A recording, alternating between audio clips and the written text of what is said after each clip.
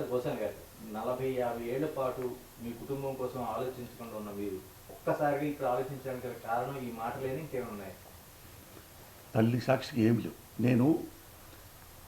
నేను ఇంకో తప్పు చేసి నేను చెప్పమంటారు, అది కూడా చెప్తున్నా మీకు.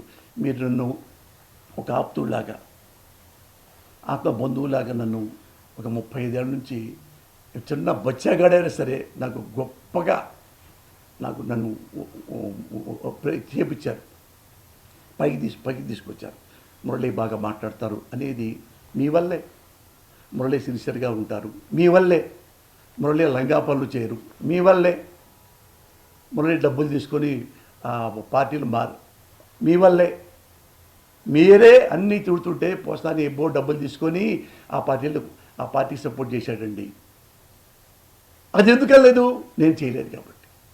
తాగి పడిపోయాడండి ముందాగి ఆ పార్టీలకు. నేను తాగను, నువ్వు పట్టుకోవాలి. మీ వల్లే నేను మంచివాడిని, మీ వల్లే నేను హానెస్ట్ని, మీ వల్లే నేను హంబుల్ని మీరు తెచ్చారు. అందుకని నేను మొక్కబట్టం లేదు అబద్ధం చెప్పడానికి, నిజం చెప్పడానికి. ఇప్పుడు చెప్తానండి. మా అబ్బాయి ఇంత మాట అన్నాడు కదా, ఈ మాట చెప్పకూడదు అనుకున్నా, కానీ మరి జర్నలిస్టు నా ఫ్రెండ్ క్వశ్చన్ వేశాడు. ఇప్పుడే వచ్చానంటే నేను మా అబ్బాయిని మేనేజ్ చేశాను. ఎట్లా మా అబ్బాయి అట్లా అంటే నేను అన్నాను, అరే నా రాజకీయాలకి నీకేంట్రా సంబంధం? నేను రాజకీయాలంటే నాకు ఇష్టం రా. ఏమడిగాను మిమ్మల్ని?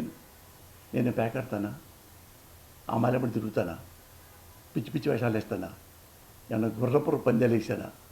ఏమి నన్ను ఇంటూ పైసా కూడా వేస్ట్ చేయను కదా నాన్న. నాకు రాజకీయం అంటే ఇష్టం నాన్న అని. నీకెందుకు నాన్న, నువ్వు ఎన్నెన్నో పనులు చేస్తావు. నేను అడిగాను నిన్ను, నువ్వు వెళ్తావు కారు వేసుకొని, ఎక్కడికి రా అని అన్నాను. నాన్న నువ్వు మంచోడివి కాబట్టి నేను అనలేదు, మరి నన్ను ఎందుకున్నానో నువ్వు కామెంట్ చేస్తున్నావు అని వాడిని నోరు మూపించడానికి ట్రై చేస్తే ఇంకొకసారి మాట్లాడిన తర్వాత నాకు ఏడుపు వచ్చింది. ఇది వాస్తవం నాన్న.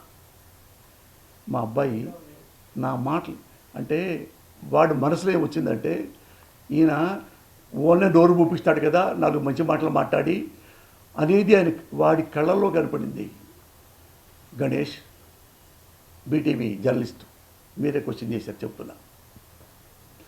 నాకు తర్వాత ఏడుపు వచ్చింది. నా కొడుకును కూడా నేను నోరు మూపించానా నా రాజకీయాల కోసం? నా కొడుకు చెప్పే మాటలు అదే నేను అప్పుడే వాడిని సారీరా అనకుండా వాడిని నోరు మూపించానా? నేను ఎందుకు నోరు మూపించాను?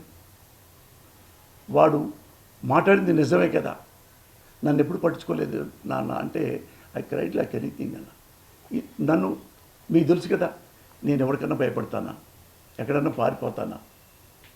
ఏడ తిరుగుతాను తెలుసుగా మీకు. 24 గంటలు మీకు తెలుసు. ఒకటే నేను ఎదవనో మంచివాడిని చెప్పడానికి ఒకటే ఒక మాట, రాజకీయాలు నిజాయితీగా ఉండంటారంటే చిరంజీవి గారు నాకు సీట్ ఇచ్చి నాకు చెప్పకుండా కూడా ఆయనే అనౌన్స్ చేసి నన్ను చిలకలూరిపేట పంపించారు. చిలకలూరిపేటలో ఒక అభ్యర్థి 12 కోట్లు, ఒక అభ్యర్థి 11 కోట్లు డబ్బులు ఇవ్వటం, డబ్బులు పంచటం, మందు పంచటం, బిర్యానీ పంచటం ఏం చేసి నన్ను అడిగారు, సార్ మీరు ఎంత ఇద్దాం అనుకుంటున్నారు ఒక్కొక్క ఓటర్కి, నేను ఎందుకు ఇవ్వాలా? మరి అమాయకంగా మాట్లాడతారేంటి? డబ్బులు అందరు ఇవ్వట్లేదా? ఇస్తున్నారు. మరి మీరు? నేను ఇవ్వను. నేను మేము చెడగొట్టను. నాలాంటి వాడిని మీరు చెడగొట్టద్దు. చెడగొడితే ఒకరిని గెలిచారనుకో, ఇంత డబ్బులు ఖర్చు పెట్టి చిలకలూరిపేటనే తినేస్తా. నేను తాగను, మీ డబ్బులతో తాగండి. ఓటు నేను గెలిస్తే చిలకలూరిపేట బాగు చేస్తారనుకుంటే ఓటేయండి, ఒక్క పైసా మీకు ఇవ్వను. నేను ఒక్క పైసా ఇవ్వలేదన్నా అంటే నేను ఎంత నిష్ఠగా ఉన్నాను మీకు ఒకసారి లాస్ట్లో చెప్పడానికి. చిలకలూరిపేట మీరు అడగండి. పబ్లిక్లో కూడా చెప్పా. నా పక్కన షాడో పోలీసులు ఉంటారు, వాళ్ళు అభిమానులు ఉన్నారు. నేను కానీ కనీసం ఓటర్లకు ఇవ్వను, కార్యకర్తలకైనా కొద్ది ఎంకరేజ్ కోసం ఒక ఏదో పెట్టమంటారు, ఏదో ముందు బట్టలు పెట్టి బాక్స్ని, అది కాటన్ ఏదో అంటారు, ఆ కాటన్ కనీసం ఒక అభిమానుల కన్నా ఇవాళ కన్నా మన కార్యకర్తల కన్నా. కార్యకర్తలు ఇప్పుడే తాగుతున్నారా? అంతకుముందు తాగుతున్నారా?